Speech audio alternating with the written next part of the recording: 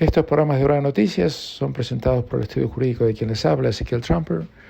Así que si necesitan cualquier tipo de información o asesoramiento legal sobre cualquier tema jurídico, sean temas de divorcio, separación de bienes, temas comerciales o incluso criminales, o si necesitan, como deberían necesitar, hacer un testamento o actualizarlo, hacer un Enduring Power of Attorney o un Enduring Guardianship, o incluso hacer poderes en castellano para ser utilizados en Sudamérica, ahora en esta época que no pueden viajar especialmente, no duden en llamarme. Pueden llamarme directamente a mi teléfono móvil, que es el 0412-388-369. Tenemos tarifas preferenciales para la gente de habla hispana y va a ser un placer poder asistirlos. Reitero, mi número de móvil directo es el 0412-388-369. Yo soy Ezequiel Trumper, soy abogado y notario público aquí en Australia y estoy a vuestra disposición. Y ahora sí, nos vamos a las noticias. Muchas gracias por acompañarnos en una nueva semana de Hora de Noticias. Hoy es 1 de marzo del 2021. Les habla Ezequiel Trumper. Tenemos un montón de información, comentarios y opiniones para compartir con todos ustedes en este programa que se llama Hora de Noticias y que se transmite por Radio Austral, la 87.8 FM, y también por la aplicación de Radio Austral que pueden descargar en cualquier teléfono o tableta, y también que pueden escuchar, acceder en el momento que ustedes quieran a través de la página, mejor dicho, el canal de YouTube de quien les habla, Ezequiel Trumper, al cual pueden acceder gratuitamente también a través de la página de internet o de Facebook de quien les habla, Ezequiel Trumper, y también la página de Facebook de Radio Austral, Austral la Primera. Es gratis en todas las maneras posibles, y si lo hacen a través de online, lo van a poder hacer on demand en el momento que ustedes quieran. Hay mucha información que tenemos para compartir y además les quiero decir que increíblemente ya estamos en marzo. Hace un año que estamos prácticamente viviendo bajo esta pandemia. En primer lugar, una buena noticia a medias, en el sentido que ayer a la tarde, domingo, el gobierno de Australia mandó un comunicado a todos los medios diciendo que Australia había recibido 300.000 dosis de la vacuna Oxford AstraZeneca que llegaron a un avión de la compañía aérea Emiratos en el día de ayer. El gobierno dice que se ha asegurado 54 casi millones de dosis de esta vacuna, pero las primeras dosis han llegado del extranjero antes de las 50 millones de dosis que se van a fabricar aquí en Australia en una planta en Melbourne, como les decía en la edición del jueves de la semana pasada. El primer ministro Scott Morrison dijo que esto es un logro muy importante, esto va a acelerar que empiece la vacunación, etc. En realidad la vacunación en Australia prácticamente no ha empezado. En la semana pasada el gobierno tenía como objetivo vacunar a 60.000 personas, que es un chiste, y apenas vacunaron a 23.000. Que hayan recibido 300.000 dosis de AstraZeneca, la primera vez que llega AstraZeneca a Australia, es muy pero muy bajo. Sigue siendo una cantidad muy pero muy escasa. Y lo pongo en perspectiva, la Argentina la semana pasada recibió el doble de vacunas de AstraZeneca, más de 600.000 en realidad, que vinieron desde la India, donde las fabrican también. India y China son los dos países que más fabrican medicamentos junto con Estados Unidos en el mundo, está claro. Así que es una buena noticia que llegue aquí esta vacuna, porque hasta ahora el programa de vacunación de Australia no merecía ni siquiera el nombre de tal, porque no hemos vacunado a nadie. Eso no es una crítica, lo es en realidad. Es una observación imposible de debatir, porque no hemos vacunado a nadie. Ahora el gobierno dice que la gran mayoría de los australianos van a empezar a recibir la vacuna AstraZeneca a partir del 8 de marzo, o sea, dentro de una semana más, en tanto y en cuanto sea aprobada por la autoridad administrativa, la TGA, que es simplemente una formalidad absoluta. También el gobierno dice, lo que es cierto, que está en una posición única de poder fabricar su propia vacuna dentro de Australia, pero la vacuna que estamos fabricando aquí dentro de Australia no es que no sea la más efectiva, porque no es tan efectiva, pero es la que más demora en hacer efecto, porque hay que esperar 3 meses entre una dosis y la otra. Y eso es realmente un problema, porque demora muchísimo que todos los australianos se puedan vacunar. Y usted me dirá, ¿qué importancia tiene que los australianos nos vacunemos lo antes posible si no estamos desesperados por la vacuna porque no tenemos COVID dentro del país prácticamente? Bueno, si usted toma esa posición, usted está, en mi opinión, cometiendo un gravísimo error de apreciación.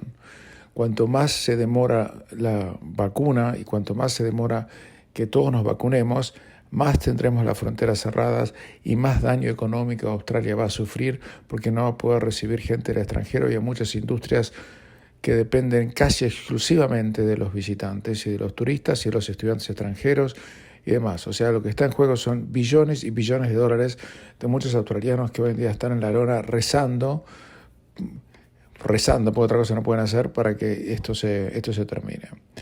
Así que es muy importante que el programa de vacunación no solamente empiece lo antes posible, y va muy, pero muy demorado, y le digo esto porque quiero realmente hacer una figura comparativa que yo creo que es necesario que ustedes conozcan, porque los números que les voy a dar en unos instantes son números que han sido verificados y son los correctos de lo que está pasando en el mundo.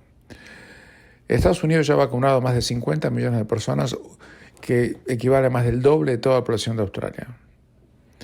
Gran Bretaña ha vacunado a más de 20 millones de personas y está vacunando a 650.000 personas por día. Nosotros en la semana pasada, en toda la semana, no vacunamos ni a 23.000.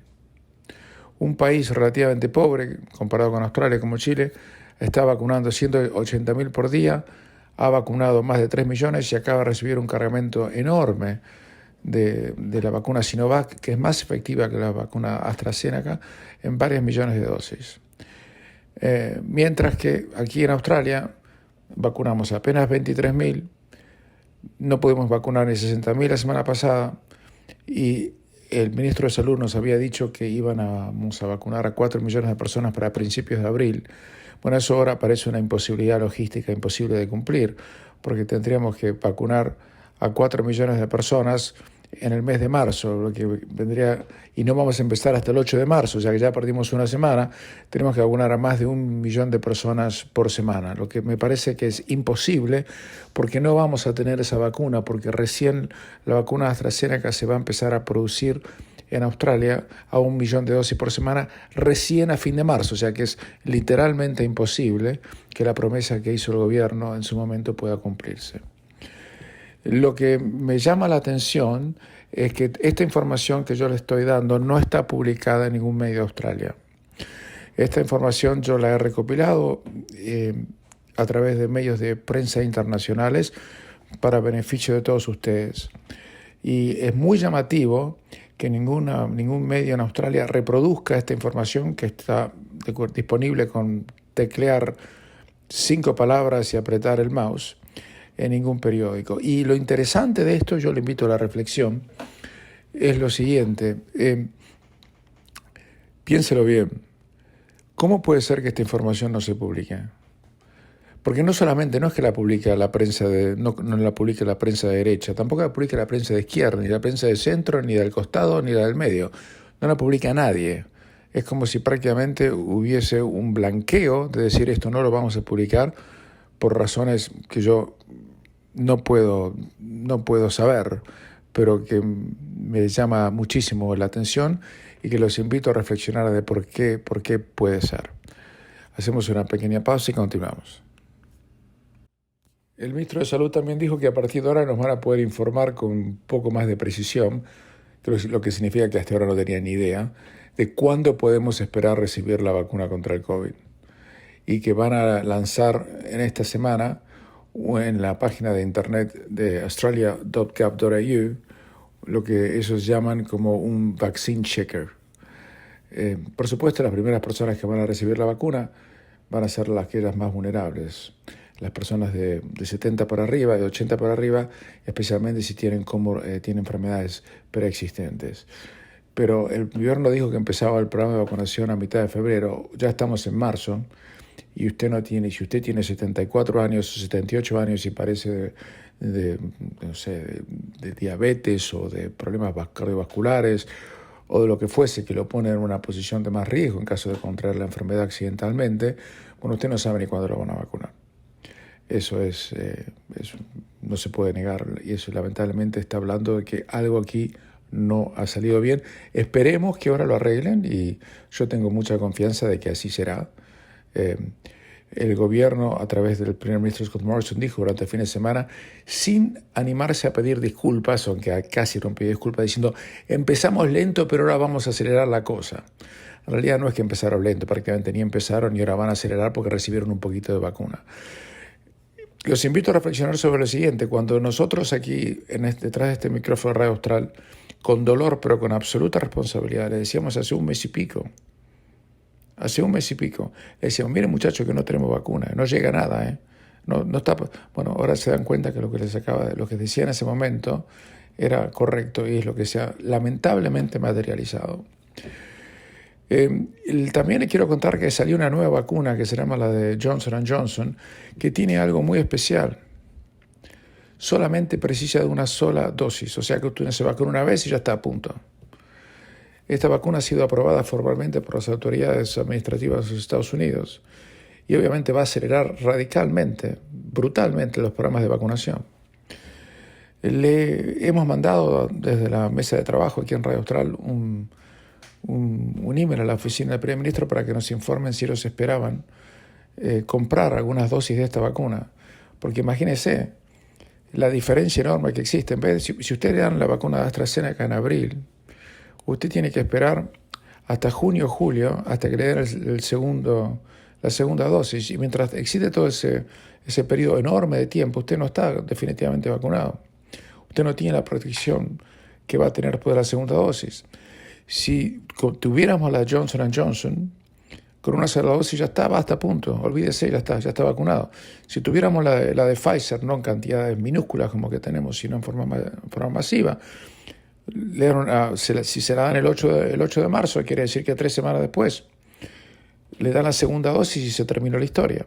Bueno, esto realmente no ha salido bien, no tenemos las vacunas más rápidas para completar el lockdown. Por otro lado, el programa de vacunación, el rollout. Por otro lado, el gobierno ha dicho que va a seguir subsidiando, una vez que termine el programa de JobKeeper, a todo el sector de la aviación, porque ese sector está prácticamente liquidado. El tesorero Josh Frydenberg dijo que el sector del turismo doméstico va a levantarse, especialmente una vez que la vacuna nos dé más confianza y no veamos los cierres de fronteras tan abruptos como hemos visto hasta ahora y tan frecuentemente. Pero en cuanto a viajes internacionales, el tema es que Qantas ha anunciado, y esto es algo que realmente va a poner tristes a muchos de ustedes, Qantas iba a empezar a volar internacionalmente a partir del 1 de julio. Y había anunciado hace varios meses que estaba vendiendo pasajes para volar internacionalmente a partir del 1 de julio. Bueno, Qantas, a fin de la semana pasada, sacó un comunicado de prensa diciendo que han diferido la fecha del 1 de julio, que esa fecha no va a tener ninguna validez y que recién van a empezar a volar a partir de noviembre.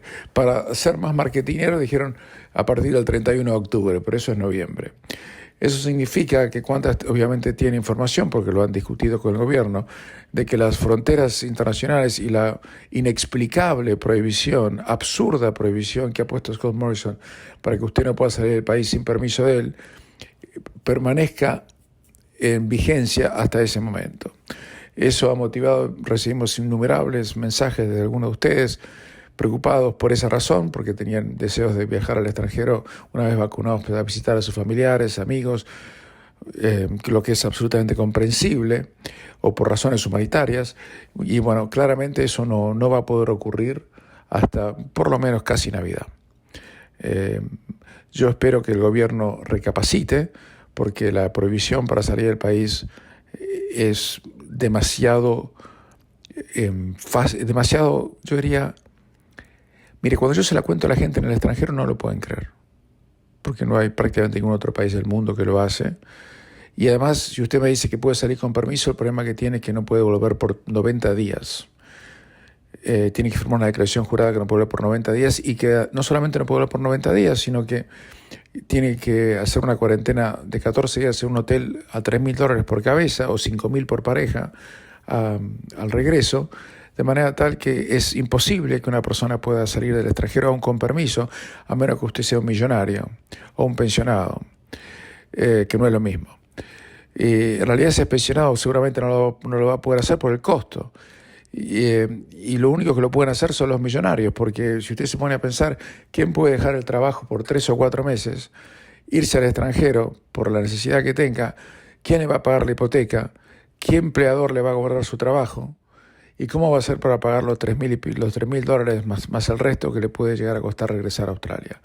Bueno, eso está provocando un daño enorme a muchos sectores de la población, porque, reitero, Australia ni Nueva Zelanda lo ha puesto en su lugar. Lo he dicho muchas veces, pero me ha llamado muchísimo la atención, espero que le llame la atención también a usted, que no haya un solo artículo en ningún diario ni sitio de internet que destaque el tema. Y yo eso considero que no es una casualidad, sino que se debe quizás a alguna razón que yo no puedo entender y que sería imprudente de mi parte especular. Ahora sí, cambiamos de tema completamente, pero tengo muchas cosas para contarle. Hace muchísimos años yo estaba visitando la República de Chile. Estoy hablando de cuando yo tenía 22 años, miren lo que estoy diciendo. Y ahora le voy a explicar por qué le cuento esa anécdota. Era 1982. Yo nunca había estado en Chile y venía de un viaje por Sudamérica y entré a Chile por Bolivia. Nada de eso tiene importancia. Pero cuando llegué a Chile, yo, siempre fui una persona que se devoraba los diarios y llegaba a la Chile donde Pinochet, era la época donde Pinochet decía, creo que lo dijo cuando yo estaba en ese momento, que en Chile no se mueve una hoja de un árbol sin que él lo sepa, ¿no? Y resulta que cuando yo pensaba leer en los medios chilenos lo que estaba pasando, Chile todavía tenía toque de queda, era una dictadura feroz, porque en Argentina, por ejemplo, donde yo vivía, también había dictadura, pero jamás hubo toque de queda. Pero en Chile había toque de queda, se veía la mano de los carabineros y la mano del ejército por todos lados. Y sin embargo yo compraba los diarios, el Mercurio, la Tercera o lo que fuese. Creo que eran los únicos dos que leían, mayoritariamente había menos diarios que ahora. Y todos los diarios hablaban de unos asesinos seriales que estaban buscando por Viña del Mar. Había uno que le llamaban el Mirón, y era prácticamente lo único que cubrían los diarios. No cubrían el toque de queda, no cubrían los desaparecidos, nada, no había nada. Solamente era información sobre esos temas. Ahora, en Australia, prácticamente los diarios no hablan, como le acabo de explicar hace un momento, de la prohibición que tenemos para salir del país, que es única del mundo, nada. No hablan prácticamente de que no hay ninguna demora en la vacunación, lo que es absolutamente evidente que existe. Pero nos están invadiendo con estas noticias de supuestas violaciones en el Parlamento, con la supuesta cultura machista que existe en Canberra, de una manera, yo le diría, exagerada, que me hizo recordar aquellos reportes que existían y que publicaba el Mercurio allá por 1982, donde con la baja edad que tenía, tan joven que era, yo me daba cuenta que era una maniobra de manipulación mediática y de distracción. Bueno, esto me parece que es algo muy parecido. Ayer, por ejemplo, se le interpelaron a varios políticos y Albanese dijo que, el líder de la oposición, que Morrison debe echar, o por lo menos poner en cuestión, a un ministro tope de su gabinete que no quisieron nombrar, que no puede nombrar, porque ha sido acusado de violación, una violación que aparentemente ocurrió, escuchen bien lo que les digo, en 1988, y que nunca fue probada, que nunca fue llevada a la corte, pero que Morrison no puede tener en el gabinete una persona como esa. Yo no sé quién es y tampoco me quiero enterar. Sin embargo, Albanese dice que este es el test real y que el primer ministro debe confirmarse a sí mismo si este sigue siendo el caso y si es el ministro que ha sido sujeto a estas alegaciones, si es apropiado para él continuar en la posición que detenta en este momento. Y dijo Albanese que es el momento para que Morrison tome una decisión. O sea, parece que todo lo que ocurre en el Parlamento y todo lo que se está discutiendo en Australia son como los asesinos seriales de Viña del Mar de 1982, es la cultura machista y las violaciones que aparentemente existen ahí. Y para rematarla, el ex primer ministro Malcolm Turnbull salió a decir que él sabía cuando era primer ministro que existía esta alegación y que la mujer le había mandado una carta a él y a su esposa Lucy, él siempre la nombra Lucy, dice Turnbull, donde describió el horrible violación que ella dice que había ocurrido en manos de esta persona. Y dijo que ella había guardado un montón de documentos y de diarios al respecto, etc. Pero ¿saben cuál es el problema? Que esta persona, la mujer que dice que fue violada por este ministro que no podemos nombrar, falleció. Y falleció hace unos meses por mano propia, o sea que se suicidó. Entonces, de manera tal que es, primero, imposible llevar cualquier tipo de juicio penal por violación contra una persona que está muerta, porque el testimonio de esa persona no puede ser aceptado en la corte porque uno no puede presentar una declaración jurada y no someterse a un interrogatorio. Eso es la ley de la evidencia en Australia y en todo el mundo.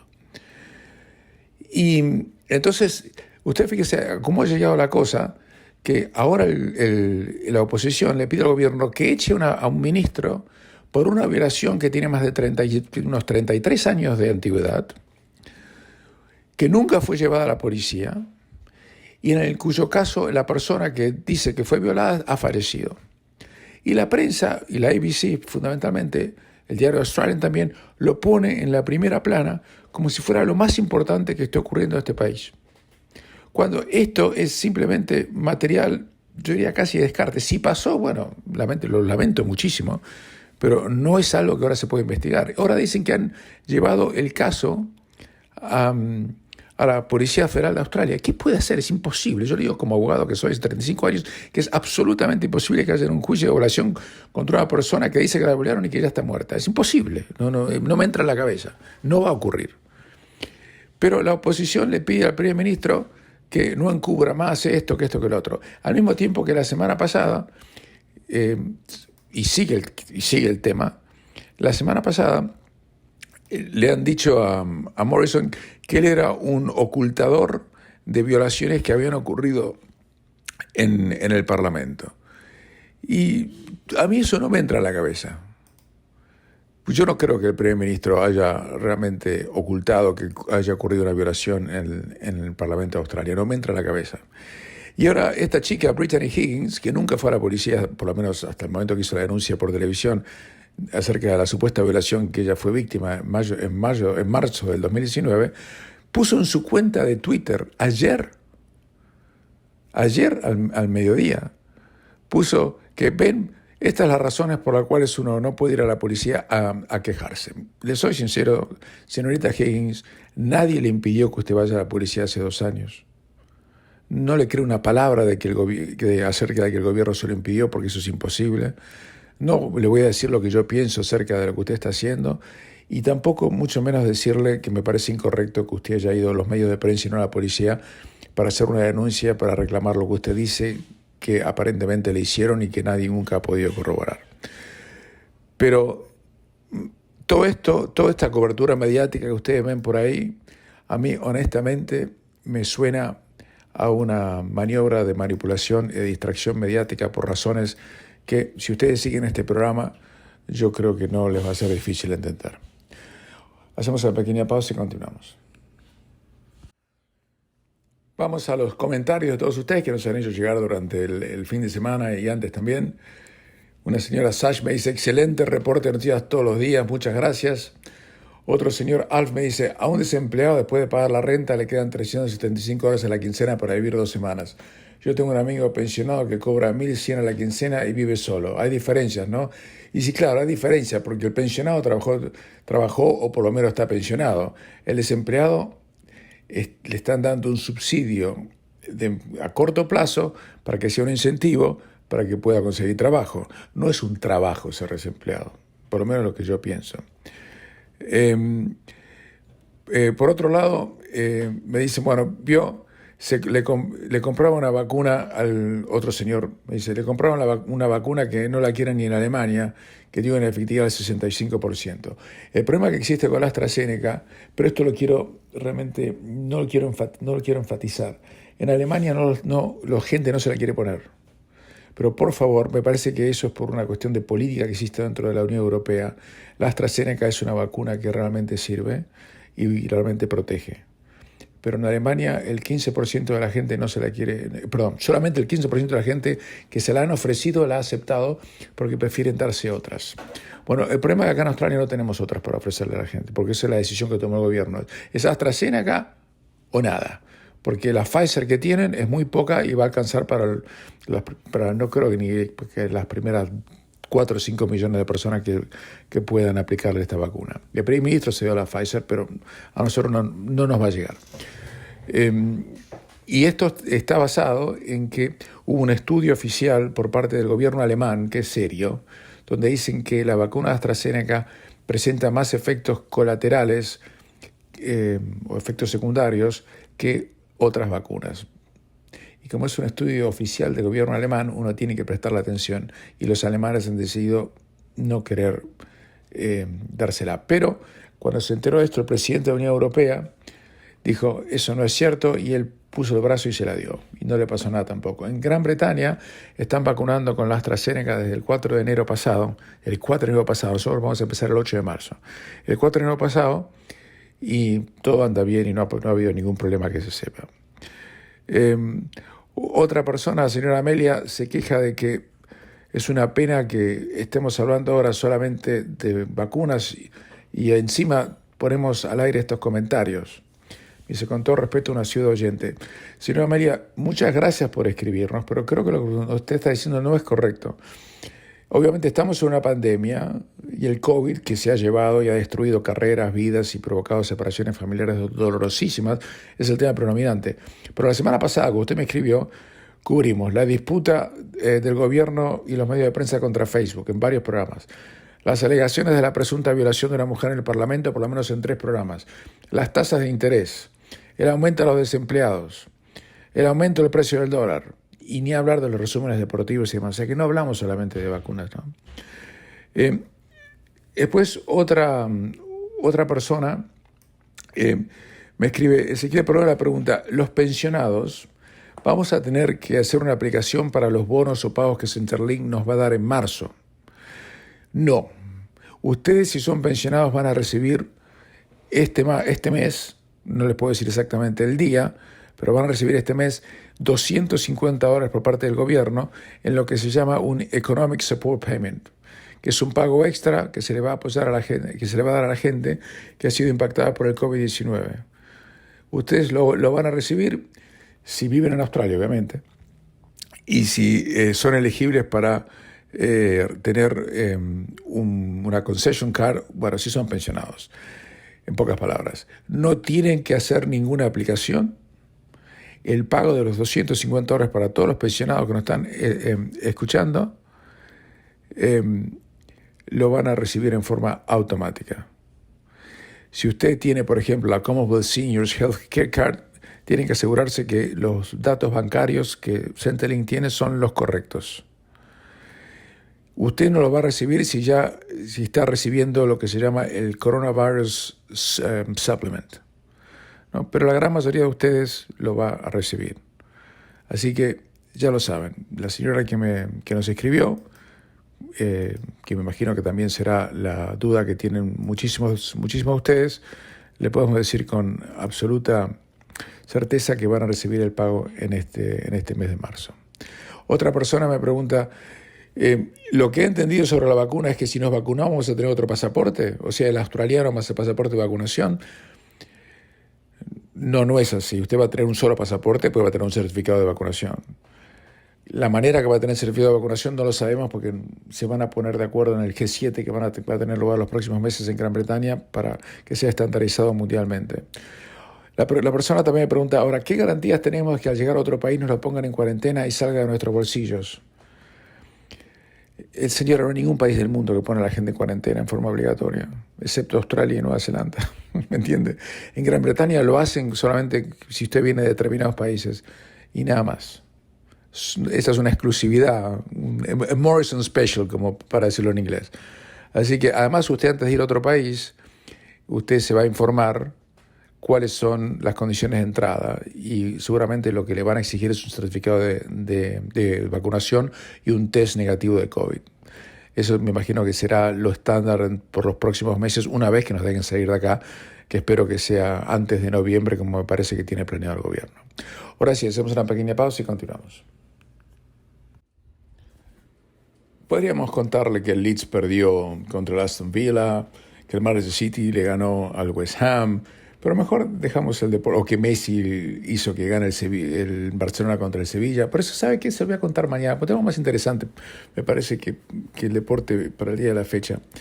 Estaba leyendo una entrevista que le hicieron al Papa, que obviamente se sabe que es argentino, el Papa Jorge Bergoglio, Francisco I, y habló de su muerte. Quería compartir esto con ustedes porque probablemente me parece más interesante.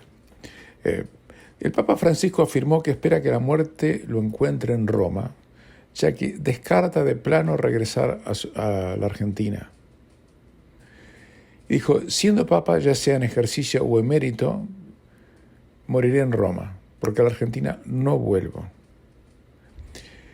De su respuesta se desprende no solo que no regresaría a vivir a Buenos Aires, donde vivió toda su vida, sino que no descarta que su papado pueda concluir con una renuncia, dado que se imagina como Benedicto XVI como Papa emérito. Esto también confirma que en buena medida lo que hizo el Papa Benedicto XVI, que todavía vive, con su histórica decisión del año 2013, ha sentado jurisprudencia en lo que concierne a la sucesión en el Vaticano. El Papa dijo también que la muerte es un tema en el que piensa muy a menudo, aunque ésta no le produce temor en absoluto. Y dijo que en estos momentos se encuentra bien.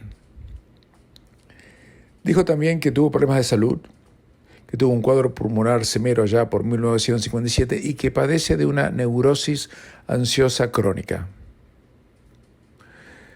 Y dijo, tengo bastante domada la ansiedad. Cuando me encuentro ante una situación o debo enfrentar un problema que me produce ansiedad, la atajo. Tengo distintos métodos para hacerlo. Uno de ellos es escuchar a Bach, me serena y me ayuda a analizar los problemas de una manera mejor. Le confieso que con los años he logrado poner una barrera a la entrada de la ansiedad en mi espíritu. Sería dañino y peligroso que yo tomara decisiones bajo un estado de ansiedad. El Papa también habló de sus neurosis, a las que describió como una mezcla de ansiedad y de tristeza. Y afirmó, a las neurosis y a las tristezas hay que cebarles mate y hay que acariciarlas también, ya que son compañeras de las personas durante toda su vida. Es muy importante poder saber en la vida dónde chillan los huesos, dónde están y cuáles son nuestros males espirituales. Con el tiempo, uno va conociendo sus neurosis. También se refirió a la psicología, de la que dijo que su estudio de la psicología es necesario para un sacerdote, y aunque afirmó que jamás se psicoanalizó, contó cómo recurrió a la ayuda de un psiquiatra durante un momento delicado de su vida. Dijo, nunca me psicoanalicé.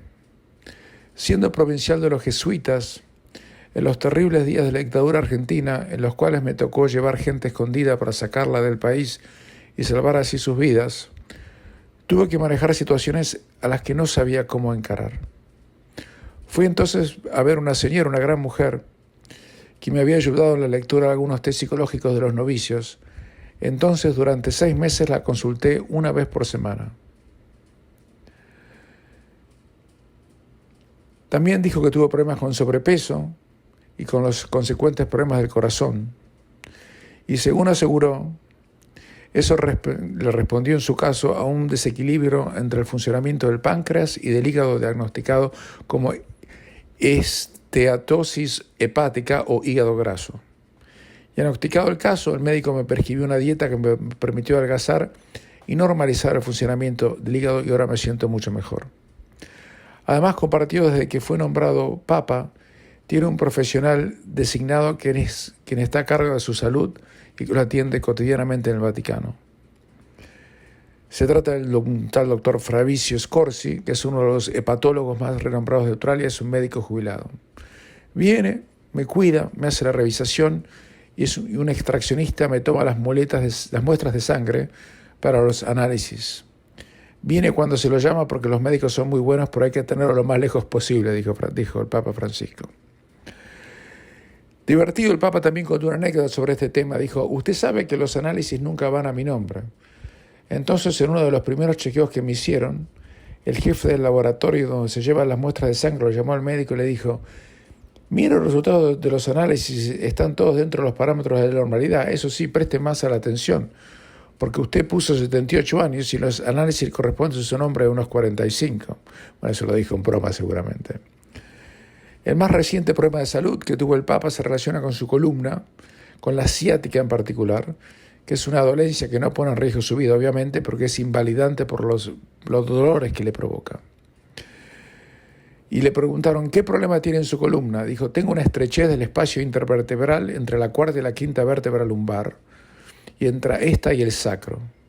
Le cuento una anécdota. Durante el chequeo físico que me hicieron al asumir el papado, porque lo revisaron antes de que pueda asumir como papa, me realizaron radiografías de toda la columna vertebral.